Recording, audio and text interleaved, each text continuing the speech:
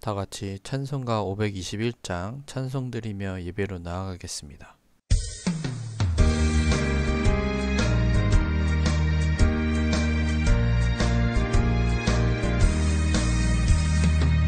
구원으로 인도하는 그 문은 참 좁으며 생명으로 인도하는 그 길은 참 험하니 우리 몸에 지워있는 그 더러운 죄짐을 하나없이 벗어놓고 힘써서 들어갑시다. 구원으로 인도하는 그 좁은 문 들어가 영생으로 인도하는 그 생명길 갑시다. 이 세상에 많은 사람 큰 문으로 들어가 넓은 길로 갈지라도 멸망으로 끝나니 세상 헛된 부귀영화 모두 내어버리고 주의 말씀 순종하여 그 생명길로 갑시다. 구원으로 인도하는 그 좁은 문 들어가 영생으로 인도하는 그 생명길 갑시다.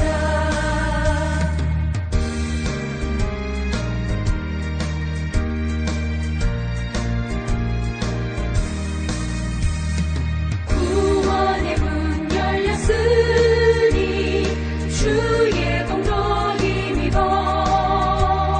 주저 말고 들어가서 생명길로 갑시다. 구원의 문 닫힌 후에 들어가고 싶으나 한 번 닫힌 구원의 문 또 열려지지 않으니 구원으로 인도하는 그 좁은 문 들어가 영생으로 인도하는 그 생명길 갑시다. 계속해서 주님의 은혜를 사모하며 찬송가 438장 찬송 드리겠습니다.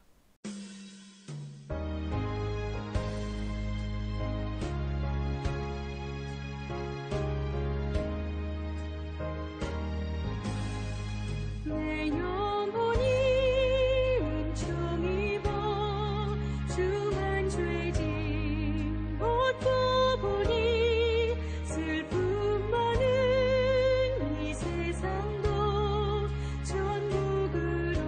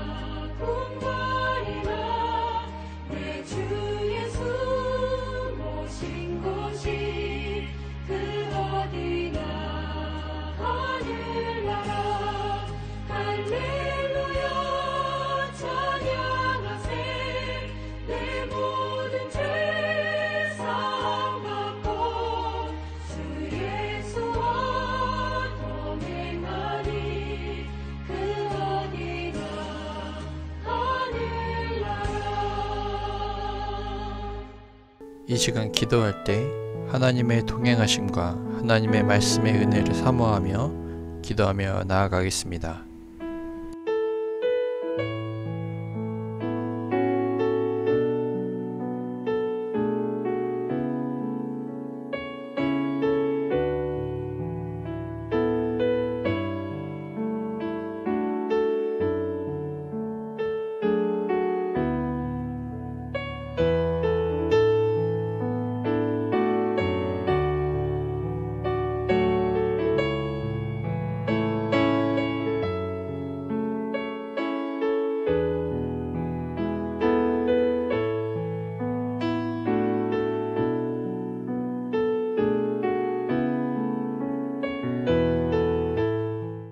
하나님 아버지, 은혜를 감사합니다.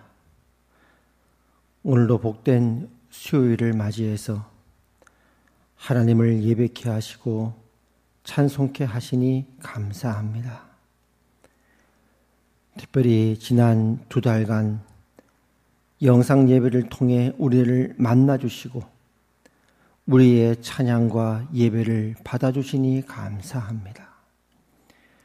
이제 다음 주 우리 모두가 주 앞에 모여 예배드릴 때에 하늘문을 여사 주께서 허락하신 모든 신령한 은혜와 복을 우리에게 더하여 주시옵소서. 오늘 이 시간도 주님 앞에 나아갑니다.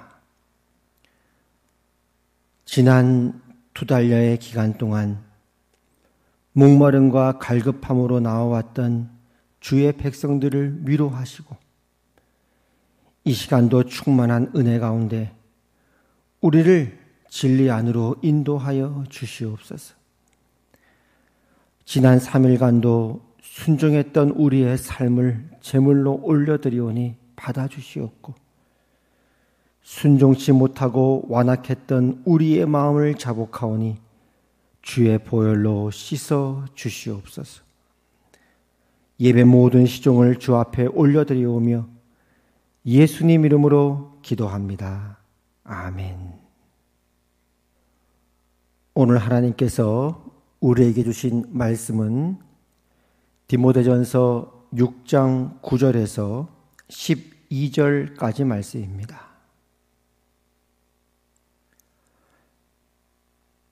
말씀을 봉독하겠습니다. 부하려 하는 자들은 시험과 올무와 여러 가지 어리석고 해로운 욕심에 떨어지나니 곧 사람으로 파멸과 멸망에 빠지게 하는 것이라. 돈을 사랑함이 일맛악의 뿌리가 되나니 이것을 탐내는 자들은 미혹을 받아 믿음에서 떠나 많은 근심으로써 자기를 찔렀도다. 오직 너 하나님의 사람아, 이것들을 피하고 의와 경건과 믿음과 사랑과 인내와 온유를 따르며 믿음의 선한 싸움을 싸우라. 영생을 취하라. 이를 위하여 내가 부르심을 받았고 많은 증인 앞에서 선한 증언을 하였도다. 아멘. 교회 소식을 전해드리겠습니다. 영상을 참조해 주시기를 바랍니다. 이제 오늘 우리 마지막 영상 예배로 또 올려드리게 됩니다. 지난 시간도 여러분들 너무너무 애쓰셨고 이제 이번 주부터 우리가 주일부터 시작해서 현장 예배로 복귀하게 되는데요. 참 감사한 때가 됐습니다. 지금까지 잘 인내하셨고 또 이번 주일날 현장 예배 드릴 때는 우리가 오전 9시 1부 예배와 오전 11시 2부 예배로 나뉘어 드립니다. 참고해 주셔서 또 각자 정한 시간에 오셔서 또 함께 하나님을 예배하도록 하시겠습니다. 노약자나 기저 질환이 있는 우리 성도님들이나 또 호흡기 증상이 있는 분들, 또 발열이나 기침이나 인후염 증상이 있는 분들은 또 가정 예배로 또 올려드리셔도 되겠습니다. 또 그렇게 부득이하게 참석 못하시는 분을 위해서도 주일 예배 같은 경우는 또 영상 예배가 준비가 되어 있으니까요. 함께 병행할 예정입니다. 그런 경우는 또 영상 예배로 함께 드려주시기를 바랍니다. 그러나 이제 오실 수 있는 분들은 가급적이면 모두 다 오셔서 현장 예배에 함께 동참해 주시기를 말씀드립니다.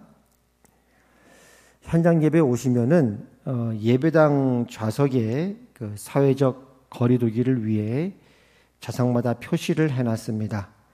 안내위원의 안내를 따라서 그 표시된 자리에 서로 띄어져서 착석해 주시기 바랍니다. 예배 참석 시에는 또 마스크를 반드시 착용해 주시기를 바랍니다. 방금 말씀드렸듯이 주일 예배는 영상 예배로 병행하도록 하겠습니다. 예, 우리 성도님들 반갑습니다. 이제 앞으로 또 어떻게 제2, 제3의 코로나라고 하는 또 사태가 벌어질지는 모르겠습니다. 학자들의 의견은 앞으로도 주기적으로 이런 일들이 벌어질 것이라고 또 우리에게 경고하고 미리 대비시키고 있는데요. 어찌되었건 지난 우리 2달간에 걸쳐서 또 영상 예배로 함께 목마름으로 주님 앞에 나왔던 여러분의 발걸음이 얼마나 귀한지 모르겠습니다. 바라기는 이렇게 우리가 부득이하게 영상으로 드린 것도 이제 하나의 또 추억으로 남고 앞으로는 또 우리가 늘 현장에서 예배드리는 날들이 그런 날만 있기를 바라겠습니다. 그러나 동일하게 하나님께서 우리에게 은혜와 자비를 더해 주셔서 이렇게 영상 예배 가운데서도 더 풍성한 또 은혜와 자비를 베풀어 주셨고 또 우리 예배를 받으신 하나님께 감사드립니다. 그 오늘 말씀은 부하려 하는 자들은 시험과 올무와 여러 가지 어리석고 해로운 욕심에 떨어지나니 곧 사람으로 파멸과 멸망에 빠지게 하는 것이라. 돈을 사랑함이 일만악의 뿌리가 되나니 이것을 탐내는 자들은 미혹을 받아 믿음에서 떠나 많은 근심으로써 자기를 찔렀도다 라는 이런 말씀으로 시작이 되어집니다. 이 말씀을 이제 영어 성경으로 좀 더 자세히 살펴보면 이렇게 이제 해석할 수가 있는데요. 부자가 되고자 열망하는 자들은 유혹과 올무와 많은 어리석고 해로운 욕심에 떨어지게 됩니다. 그 결과 사람으로 파멸과 멸망에 빠뜨리게 됩니다. 왜냐하면 돈을 사랑하는 것은 모든 악들의 뿌리가 되기 때문입니다. 몇몇 사람들이 믿음에서 떠나 그들 자신을 많은 비통함으로 찌르게 되는 것은 바로 이러한 갈망 때문입니다. 이 말씀을 보면서 동시에 또 오늘날 우리가 살아가는 현실을 생각하지 않을 수가 없습니다. 요즘 우리가 살아가는 가운데 가장 큰 어려움 중에 하나는 어느 때나 그래 왔지만은 더욱더 이제 우리가 피부에 느껴지는 것은 먹고 살기가 쉽지 않다는 것입니다. 사실 이 전쟁터 같은 일상 속에서 하루하루 먹고 산다는 게 기적이죠. 사실 하나님의 도우심이 없다면 우리가 어떻게 살 수 있겠습니까? 그 도우심으로 우리가 여기까지 살아온 거 아니겠습니까? 제가 이제 큐티하는 그 성경 본문이 들어가 있는 그 책이 있는데요. 그 책에 보면 매일매일 기도 제목이 이렇게 기록이 되어 있는데요. 어제, 그제 5월 4일 월요일자 기도 제목에 보면은 이렇게 기록이 되어 있습니다.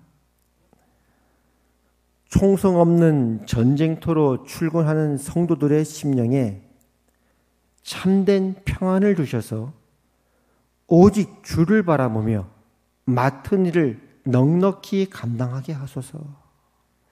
이게 그렇게 나와요. 총성 없는 전쟁터로 출근하는 성도들의 심령에 참된 평안을 주시옵소서. 이 기도 제목이 나온단 말이죠. 우리 성도들을 보면은 사실은 얼마나 다들 열심히 사시는지 모르겠어요. 새벽에 출근했다가 밤늦게 퇴근하는 그 일들이 부지기수 아닙니까? 그렇게 총성 없는 전쟁터로 매일매일 출근하는 그 현실 속에서 어떤 면에서는 그나마도 그렇게라도 출근하는 곳이 있다는 것에 감사해야 되는, 그렇게 감수해야 되는 현실 속에서 오늘 이 성경 말씀, 우리가 돈을 사랑하지 말라라고 하는 이 말씀을 우리가 어떻게 받아들이고 적용할 수 있는가 하는 것입니다. 우리가 현실적으로 먹고 살아야 되니 일을 나가는 것이죠. 자선사업 하러 가는 건 아니지 않습니까?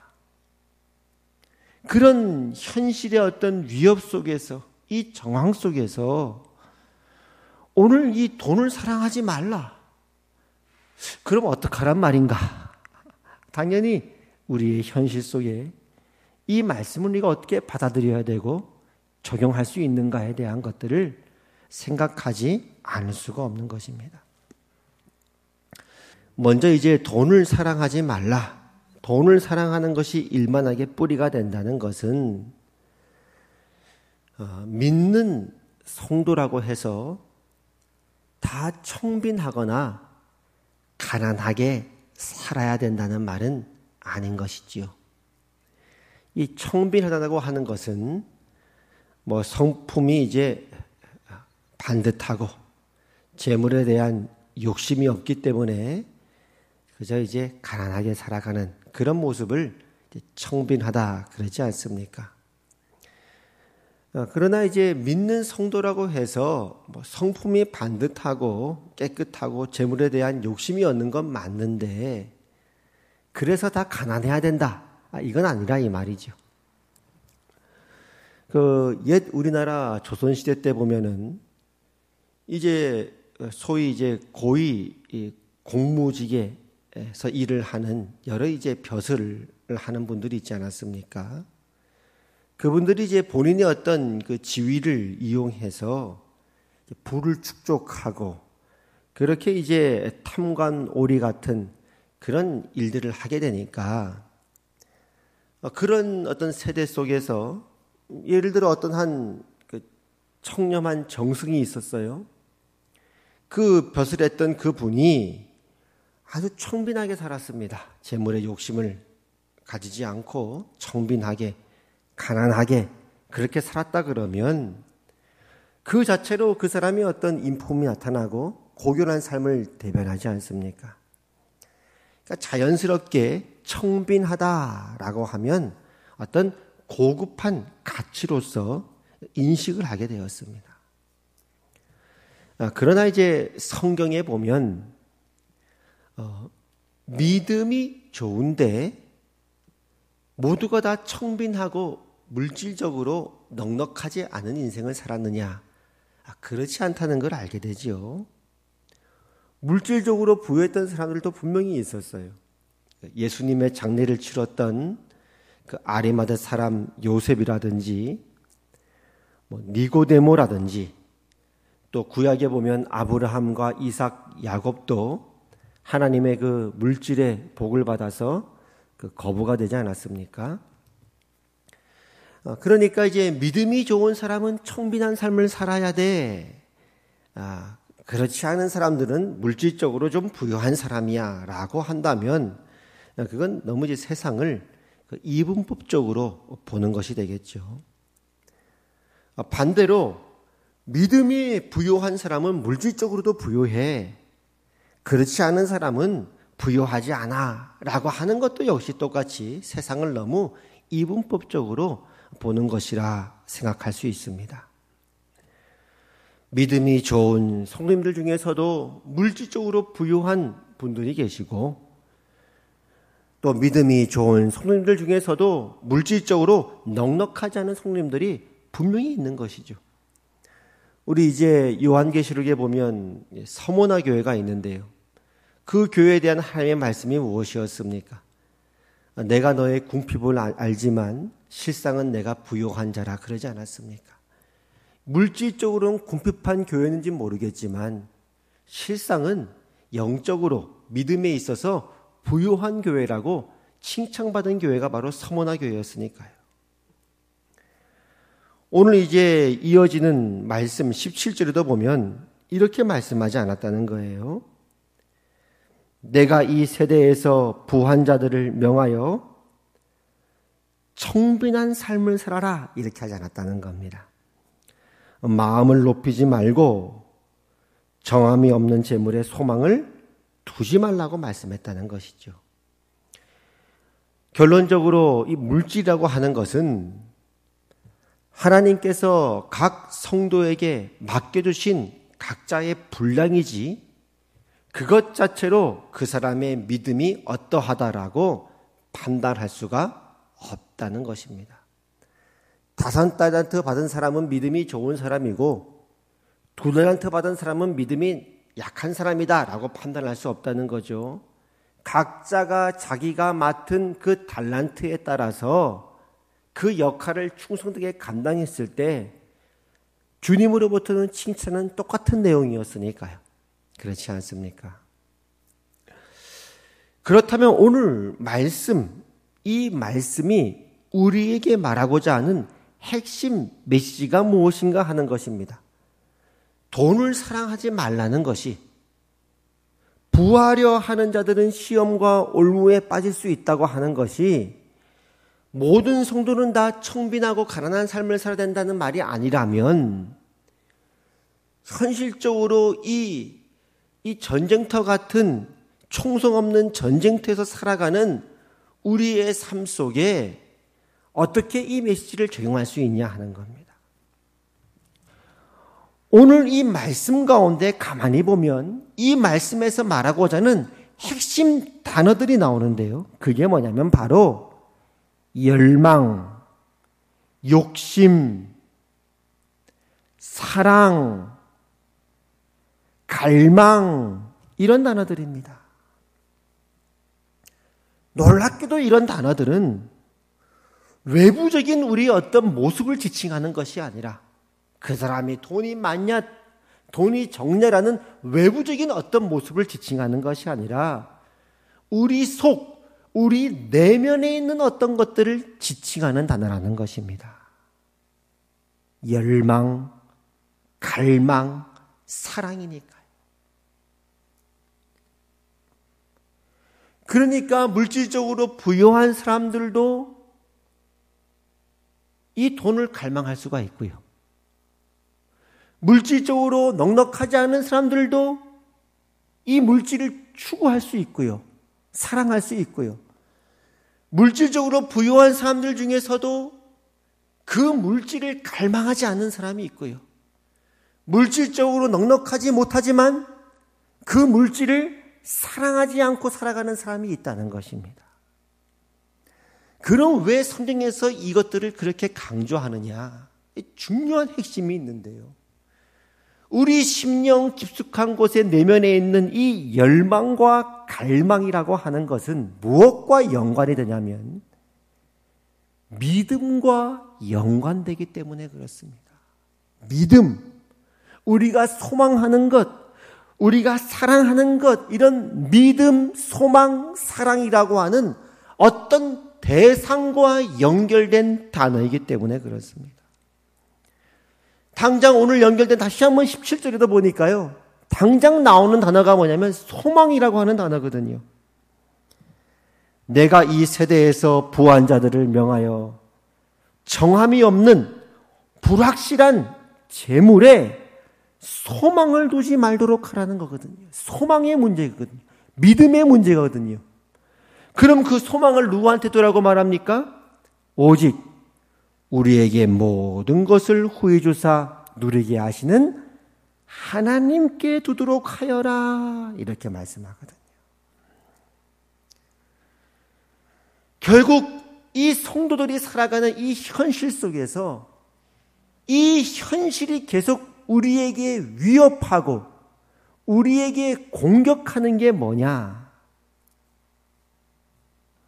우리의 마음이 하나님을 대신하여 하나님이 계셔야 되는 그 자리에 물질이라고 하는 대상을 두어서 그 물질이라고 하는 대상을 우리 마음속으로 신앙할 수 있고 믿을 수 있고 소망할 수 있다는 그 영적인 사실을 우리에게 밝혀주고 있는 본문인 것입니다.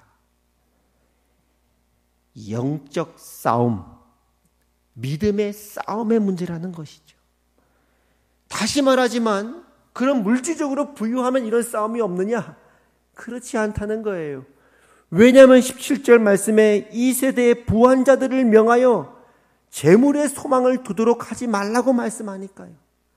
물질적으로 부유하다고 그 싸움이 없어지는 게 아니라, 혹은 물질적으로 넉넉하지 않다고 해서 그 싸움이 없어지는 것이 아니라, 물질적으로 부유하던 넉넉하지 않던 이러한 싸움은, 영적인 싸움은 누구에게나 존재하기 때문에 우리 믿는 모든 사람들이 지켜야 될 마음, 그 신앙이 뭐냐?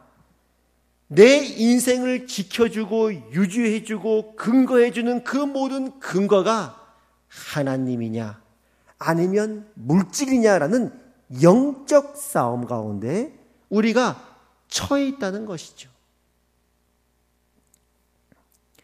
그래서 12절에 뭐라고 말씀하시냐면 믿음의 선한 싸움을 싸우라, 이렇게 말씀하는 것입니다. 믿음의 선한 싸움을 싸우라. 물질적으로 부유한 자나 그렇지 않은 자나 너희 하나님을 믿는 너희들아, 너 하나님의 사람아, 믿음의 선한 싸움을 싸워야 한다라는 차원에서 오늘 이 본문이 우리에게 등장한다는 사실입니다. 그러니까 우리가 하나님을 믿습니다. 우리는 하나님께 소망을 둡니다. 그 하나님만이 내 인생을 보장해 주시고 내 인생을 지켜주시는 분이십니다. 지탱케 하시는 분이십니다. 라고 하는 이 믿음이 우리의 삶의 구체적인 정황에 어떻게 나타나느냐? 18절. 이거는 믿음의 열매로서 등장하는 거예요. 무슨 휴머니즘적인 차원 속에서 어려운 사람을 돕는다라는 차원에 국한되는 것이 아니라 우리가 신앙하고 믿는 그 하나님을 향한 믿음이 어떻게 구체적인 열매로 등장하느냐? 18절. 선을 행하고 선한 사업을 많이 하고 나눠주기를 좋아하고 너그러운 자가 되는 것으로 등장하더라. 우리 지난 주일날 살펴봤듯이 우리의 믿음이라고 하는 이 단어, 사랑이니 인내니 믿음이니 이런 모든 단어들은 추상적인 것이 아니라 우리가 살아가는 구체적인 삶의 정황 가운데 열매 맺는 삶의 모습으로 드러나는 단어들이기 때문에 바로 구체적인 이런 삶의 모습으로 우리의 믿음이 보여지게 된다는 것이죠. 그래서 지금까지 보면은 우리가 지금까지 신앙생활을 하면서 하나님께서 우리에게 가르쳐 왔던 것이 무엇인가? 우리가 그 하나님으로부터 배웠던 것이 무엇이냐? 바로 이걸 배워왔죠. 믿음으로 우리가 하나님께 소망을 두고 어떤 물질에 매이지 않고 그 물질을 믿음의 어떤 우리의 행동으로 하나님께 드렸을 때 혹은 그 믿음의 행동으로 어려운 처지에 있는 사람들에게 나누어 주었을 때 하나님께서 그 나의 믿음을 받으시고 내 인생을 책임져 주시고 먹을 것과 입을 것을 주신다라고 하는 것들을 지금까지 우리가 배워왔었고 경험했던 것이라는 말씀입니다. 그럼 이제 제 이야기로 한번 가보겠습니다. 왜 또 제 이야기를 하느냐? 저도 이 부분에 쉽지 않은 싸움이 있다는 것을 말씀드리고 이 시대의 도전과 위협 앞에 우리 모두가 영적 싸움에 처하게 됐다는 것을 예를 들기 위해 한번 객관적으로 보자는 거예요. 그 청년 때 이제 목요일 날 어느 교회에서 하는 찬양 집회나 예배 집회에 가면 그때 이제 지하철 정기권 한 10,000원 주면 이제 정기권 하나 사면은요. 한 달은 타고 다녔던 것 같아요. 정기권 하나 있고 그건 차비가 되는 거니까요. 그리고 이제 초주머니에 몇천 원짜리 이렇게 용돈이 이렇게 있었죠, 늘. 하루는 목요일날 예배 드리러 가는데 가만 보니까 주머니에 5,000원짜리가 있는 거예요. 마치 이제 잔돈으로 제가 바꿀 겨를이 없었던 거죠. 그러니까 이제 예배 드리면서 문득 무슨 생각이 드냐면, 야, 오늘 이 예배 드리다가 또 은혜 받아서 내가 이 5,000원 다 드리는 거 아니야? 아이고, 참 내가 미리 이거 잔돈으로 바꿀 걸. 그렇다고 또 헌금 안 드릴 수도 없고, 이런 생각이 스쳐 지나가더라 이 말이죠. 예배 드리려고 이제 하는데, 순간 이제 앉아있는데 그 생각이 든 거예요. 근데 이제 그렇게 몇 시간 하나님을 찬양하고, 하나님을 예배하고, 그렇게 인격적으로 하나님을 만나고, 하나님의 사랑 안에 거하게 되고, 그러고 보면 기꺼이 5,000원을 드리는 거예요, 하나님 앞에. 기꺼이, 기쁘게. 아이고, 하나님 죄송합니다. 제가 아까 처음 예배 드릴 때는 그냥 엉뚱한 생각을 했습니다. 하나님 기쁘게 이 예물을 드리겠습니다. 그런 거 아니겠습니까? 어떨 때는 지하철 그 정기권 빼놓고는 다 드리는 거죠. 100원, 10원 다 드리는 거예요. 제 마음을 드리는 거예요. 너무너무 감사하니까요. 지금 돌이켜보면 참 그때가 행복했죠. 그때가 모자람이 없었죠. 부족함이 없었죠. 하나님이 저희 아버지셨고 그 하나님의 사랑 안에 거했을, 그리고 저는 그 하나님의 자녀였으니까요. 물론 지금도 마찬가지지만 그때도 참 행복했고 부족함이 없었던 것 같습니다. 근데 요즘은 이제 그때는 청년이었으니까 신학생도 아니었고 목사도 아니었는데요.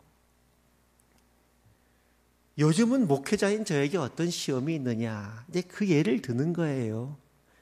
이 시험이라고 하는 것이 물질이 많다고 없는 것도 아니고 물질이 적다고 없는 것도 아니고 목회자가 되었다고 없는 것도 아니고 이 영적인 실체, 이 싸움의 실체를 예를 들기 위해 말씀드리는 건데요. 목회자인 제 마음에 어떤 마음이 문득 들 때가 있느냐. 복권 하나 살까? 이런 생각이 들더라 이 말이에요.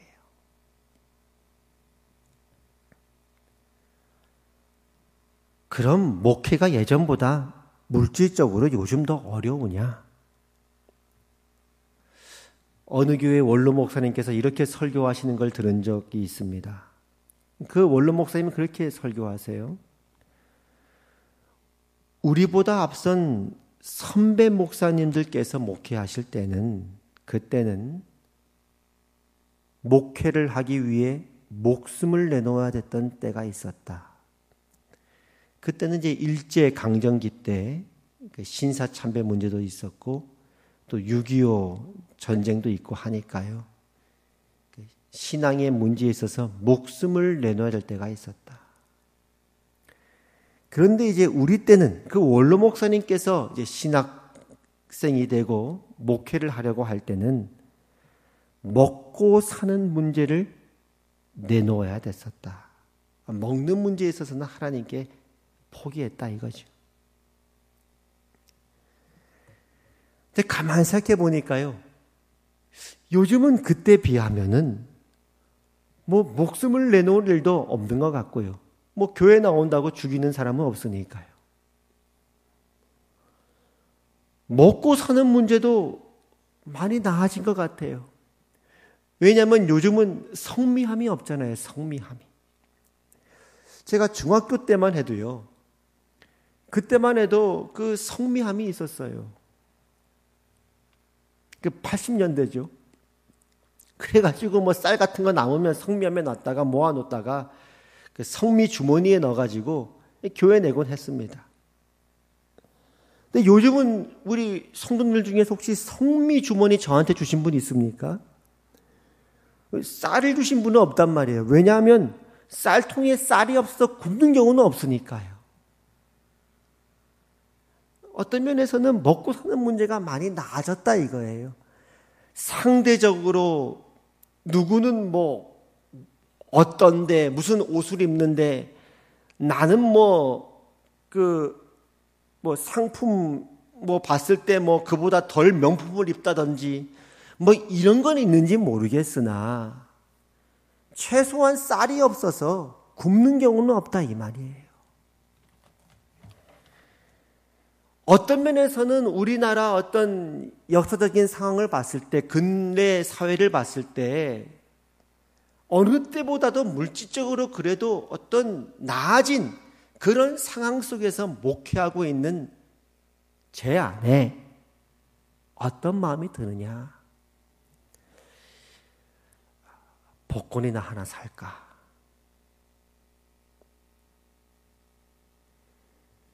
이게 바로 오늘날 물질적으로 부유한 이 세대가 우리 믿는 자에게 가하는 위협과 협박이 아닌가 하는 겁니다. 돈을 사랑해라. 돈을 갈망해라. 돈을 믿고 신뢰하라. 이런 예화가 있지 않습니까? 중세시대 때, 그때 이제 교황, 그때 당시 교황도 상당한 물질적인 부와 어떤 세속적인 권력을 가졌던 때 아닙니까? 그 어떤 신학자가 그 교황 앞에 가니 교황이 이렇게 얘기했다지요. 아이고 이보시오.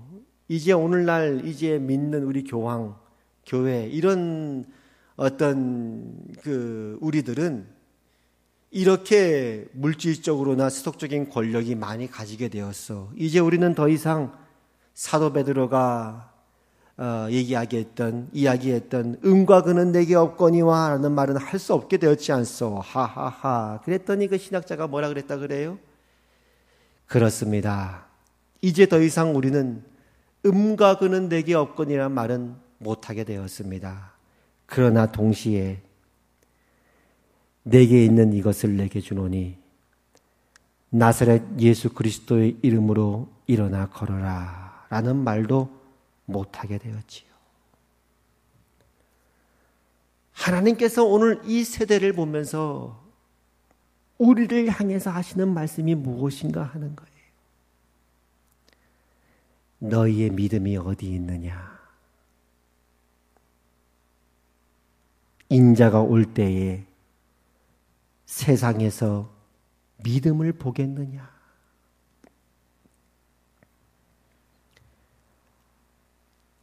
어떻게 보면 이 세상은 모순의 연속입니다.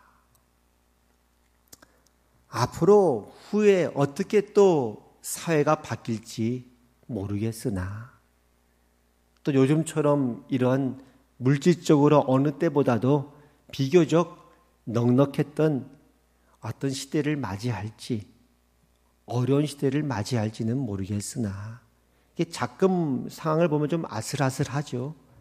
경제 위기가 도처에 도사리고 있으니까요. 어쩌면 후대가 오늘날 살아가는 이 시대를 평가할 때 이렇게 평가할 수도 있겠다는 생각이 듭니다. 오늘날 우리가 살고 있는 이 시대는 어느 때보다도 물질적으로 부유한 시대이면서 어느 때보다 그 부를 추구하는 시대이며 그 부를 갈망하고 신앙하는 세대였다. 그러지 않을까요? 참 어렵죠. 어렵죠. 그러나 현실은 먹고 살기 힘드니까 어렵다는 거예요. 어렵다는 거예요.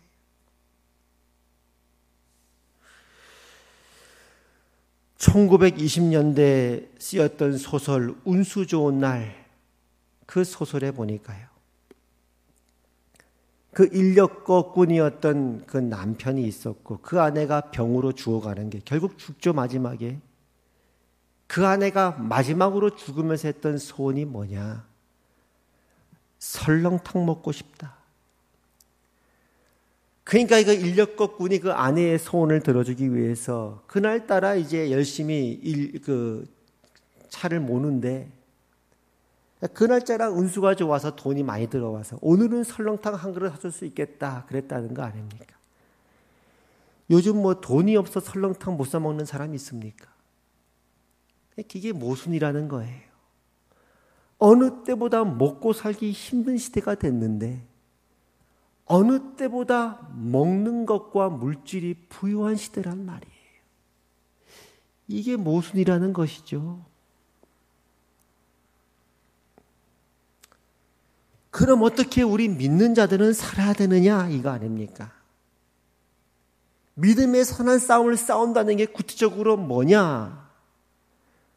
오늘 이 17절, 18절 말씀에 연결되는 말씀인데요. 그렇게 하면 되겠죠? 나누어 주는 것, 믿음을 연습하고 훈련하여 믿음의 근육을 키워나가는 것입니다. 우리 이웃에게, 나보다 어려운 사람에게, 그리고 하나님께 물질을 드리는 연습을 하는 거죠.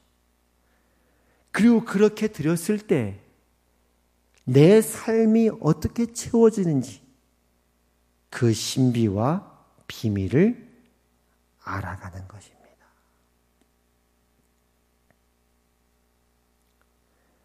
한 가지 감사한 것은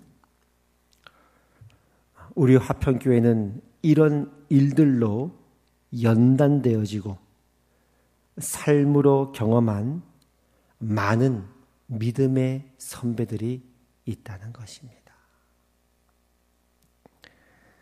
우리 다음 세대 젊은 청년들에게 이렇게 호소하고 싶습니다.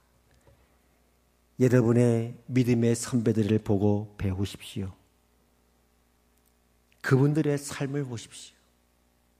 그리고 저 역시 싸우고 있는 이 세상의 협박과 위협 속에서 고민하시고 기도하시고 말씀으로 싸우시면서 자유함과 신학의 복락들을 누리시고 경험하시기를 바랍니다.